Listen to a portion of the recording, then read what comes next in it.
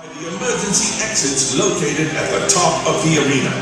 Tonight's tournament will employ the use of strobes and atmospheric effects. Medieval Times supports an entirely smoke-free environment. Smoking is prohibited inside the castle. Thank you for joining us. Enjoy the tournament.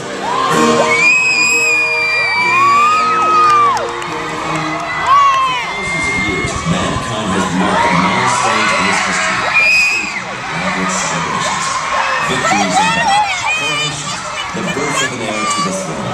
These were all occasions accompanied by displays of power and pageantry. Today, events such as royal wedding, political conventions, even high school graduations are reminiscences of great spectacles of the distant past. Pageantry lay at the center of the medieval times. Medieval Times seeks to recreate the electrifying atmosphere that would have been yours if you had journeyed to a tournament 1,000 years ago. Where is it? Right here. Silence! Oh, shoot. Silence! I need silence to think. How are we to arrange a tournament unless we know who is to attend? Where is my Lord Marshal? Chancellor, attend me at once. Your Grace, you summon me, sire. Chancellor, is there news of the Lord Marshal? There is indeed, Your Majesty. The Lord Marshal has returned from his long journey and shall be joining you here in just a moment. Lord Marshal, I trust your journey was a good one. Indeed, Your Grace. And there is much news of the realm. Very well. We will speak of it later. For now, what news have you in answer to my invitations? Joyous news, sire. For 6 of the finest knights of the realm have agreed to compete in your tournament. Grand news, Lord Marshal. Well done. And what of the nobility of the kingdom? How are they? All shall attend, my lady. The knights, the noble lords and ladies, and all the retainers. All will make the journey to cheer their champion on the victory. A joyous news indeed, Your Grace. Yet, such a gathering requires a feast. Just so, but a feast for so many. Let's begin to prepare, Lord Chancellor. See to the rooms of London in the style to which our guests are accustomed. Very well.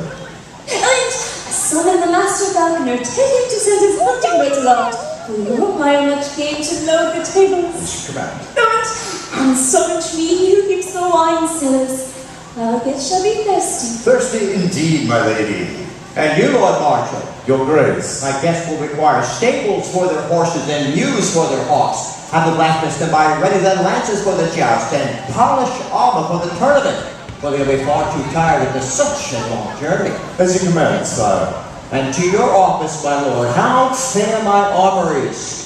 We are indeed well prepared, my lord, for I have had the finest smiths working hard at the handles, crafting weapons for the tournament. Rest assured, sire, the knights cast have no finer arms in the realm. It is well done, and now, my lord, take your leave and seek to the final preparations. As you wish, my lord. Indeed, so much to do, yet the flower of chivalry shall grace us to stay, my lady. And I shall be pleased that so many ladies shall share my company. A moment spent in a medieval castle. Now, the original castles were just simple forts built from wood and later fortified by stone.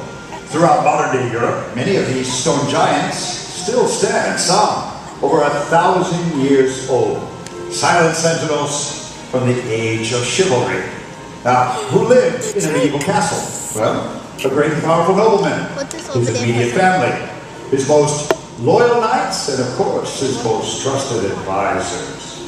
Surrounding the castle stood a great stone wall, and inside this wall was formed a medieval town or village where lived the craftsmen and the merchants whose businesses were the commerce of the day. There, one might find a miller of cloth, a potter at his wheel, or a blacksmith at his anvil, fashioning weapons and armor. On a busy day, the market stalls would be filled with fresh game and produce, homemade candles, blown glass, and jewelry fashioned from gold or copper. Now, outside of the walls lived the farmers and the herdsmen whose duty was to tend to the crops and the livestock of their liege lord. Now, in the event of an attack, those living outside of the walls would come inside and assist in the castle's defense. Many of the castles built over 1,000 years ago were first built along the river, provided fresh drinking water for those living inside the safety of the castle walls. Secondly, it provided irrigation for the crops and water for the livestock. But third and most importantly, The river provided for the castle's defense. Now, by digging a huge ditch around the castle walls and by diverting the flow of the river through this ditch, the medieval moat was formed.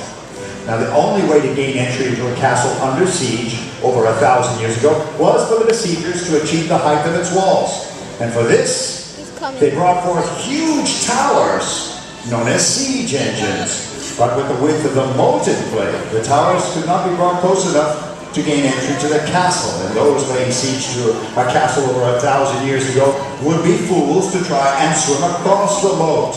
For the warriors of the time period were weighted down in great suits of chainmail and armor. Now, the clothing worn over 1,000 years ago was indeed very different from the clothing that you wear today. And to share with you more about the wardrobe of the 11th century, once again, Your Majesty. Now, in the Middle Ages, the clothing worn was a clear sign of a person's rank in society. Peasants dressed very simply and was fashioned from the simplest of materials, while noblemen and women surrounded themselves with the finest of materials and the most expensive of jewels. My lady. Women wore headdresses, long flowing gowns, cloaks and belts adorned with jewels. And there were minor changes to a woman's outfit as the seasons changed. In the winter, women wore more petticoats, garments worn beneath the gown, a hooded cloak while venturing out into the bitter cold, and simple shoes. For the rest of the year, a woman wore a slipper made of very thin material. But if a woman wanted to be really daring, the time for her to go shoeless was during the summer. Of course, a woman of noble birth running around barefoot was considered scandalous behavior. But due to the length of her gown, a woman could go barefoot and almost no one would ever my way. of the gowns, except for minor sleeve length changes and color changes, remained the same for every season. Pick up that For the most part, were worn for every season except for the summer.